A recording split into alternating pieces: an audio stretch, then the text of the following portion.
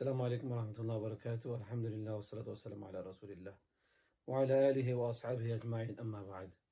Brothers and sisters, we talked about many things so far in these little clips.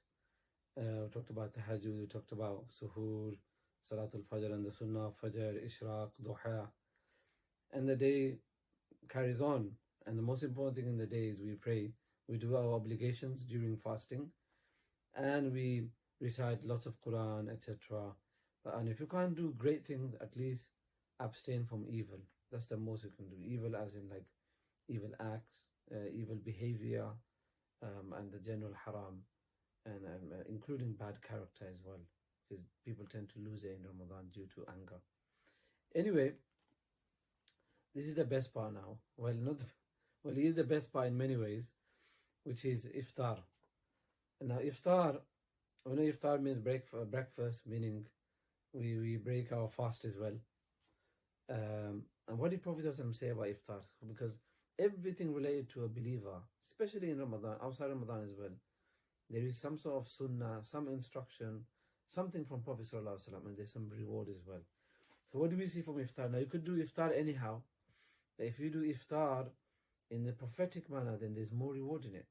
And the first thing about iftar is, Nabi sallallahu alaihi wasallam said, لا يزال الناس بخير ما عجلوا الفطرة متفق عليه. Very powerful hadith, strong hadith from Bukhari and Muslim and other Imam narrated it. The Prophet sallallahu alaihi wasallam said, people will remain on goodness as long as they hasten in breaking their fast.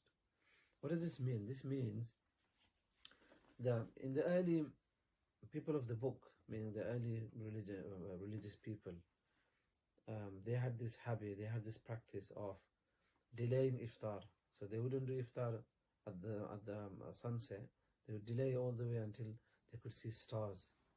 And Prophet ﷺ wanted to oppose that practice because it's either abrogated or Allahu Alam, where the people got it from. And this is not something Prophet ﷺ wanted for the believers to practice upon. And he definitely had wahi from Allah subhanahu wa ta'ala to decide that. So this is why Prophet ﷺ really encouraged people that once you're sure the sun has set, then don't delay. Don't delay iftar for no reason. Now the first thing is we need to make sure sun has set, because today, with all the benefits of modern day technology, we do work in quite in precision now. Everything is like pinpointed. So sunset 6 p.m. means kind of 6 p.m. Might get away with a few seconds here and there, but it's really 6 p.m. We know through satellites and through observatories, through astronomy, etc. So once you're sure it's 6 o'clock, then there's no need to delay it. Yes, ulama say that because we always have problems with our clocks. Some clocks are back, some are forward, and we always have a couple of minutes. That's why let's just make sure the sun has set. I mean, if you live in an area or in a clear sky, or or towards the equator, you can look out and you can clearly see, that's fine. Especially in the northern hemisphere, where there's always it's always cloudy and the sky is quite obscure. We can't see the sunset, etc. properly, and we rely on the machines, the calendar of the masjid and the clock. Then just wait for 1 or 2 minutes just to make sure your clock isn't wrong. And this is something which is good, because if you do break your fast before, just say 6 p.m., then your fast is broken, i.e. that day's fast is invalid. You have to repeat that fast. So that this is to confirm sunset, that's fine.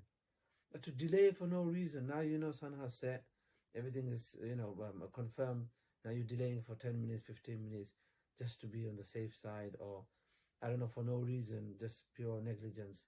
This is against sunnah. People should stop that practice. I know we don't have much of that bad practice, but if people want to do that, then that's wrong.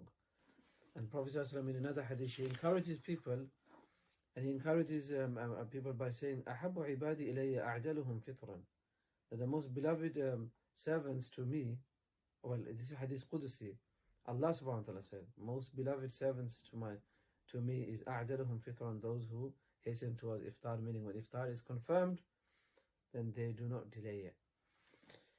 Now, as for iftar, what should we do iftar with? Remember, iftar doesn't mean we have to have samosas and all these different parathas and, I don't know, handesh, bora, whatever the different nations have.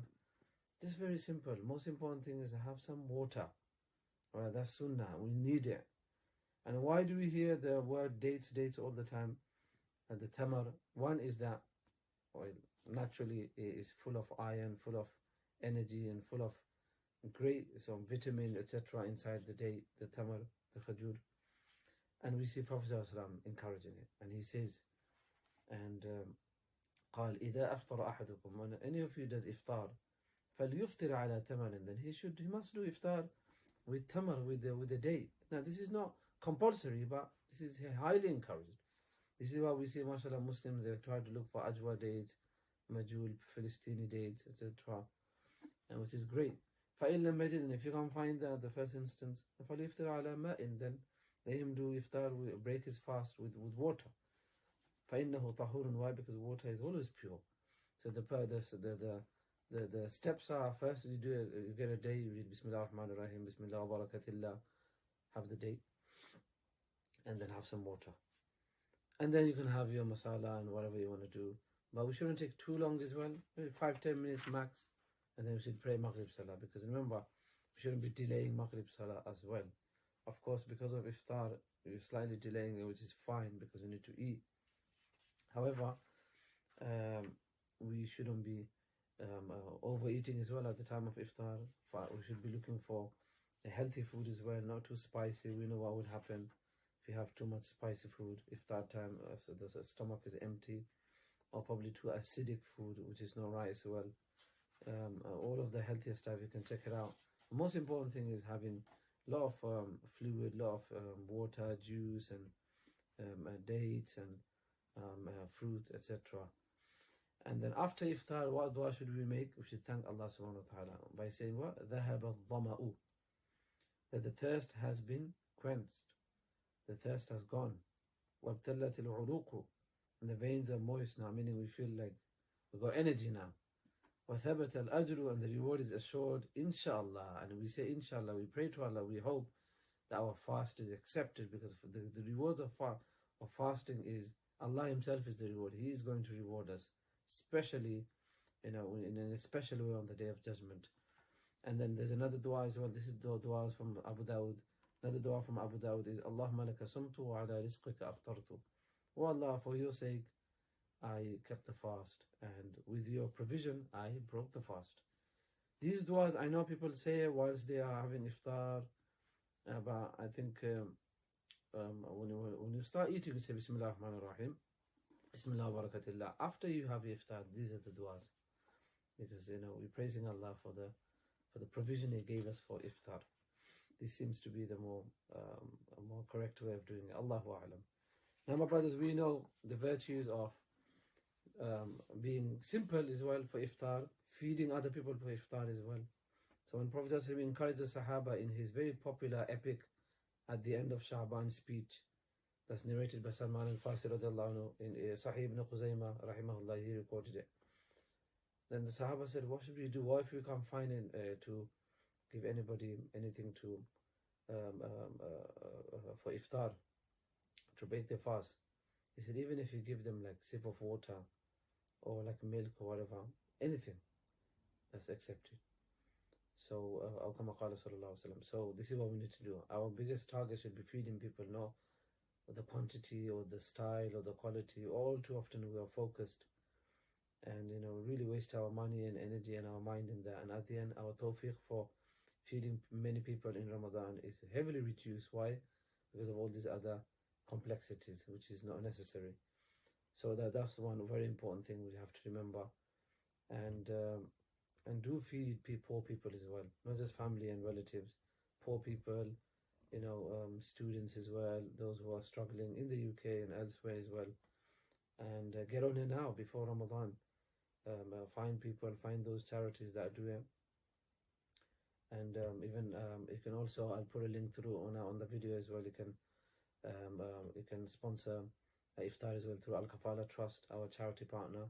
Inshallah, we do iftar projects in Rohingya, in Sunamganj, Bangladesh, and also in the Central African Republic refugees who are housed in Cameroon border. For now, I'll end it here, inshallah, and we'll talk about another important aspect of Ramadan, which is Qiyam Ramadan, and the standing, the Taraweeh of Ramadan, and the virtues, etc., the ideas and the concepts behind it in the next video, inshallah. Assalamu alaikum wa rahmatullahi wa barakatuh.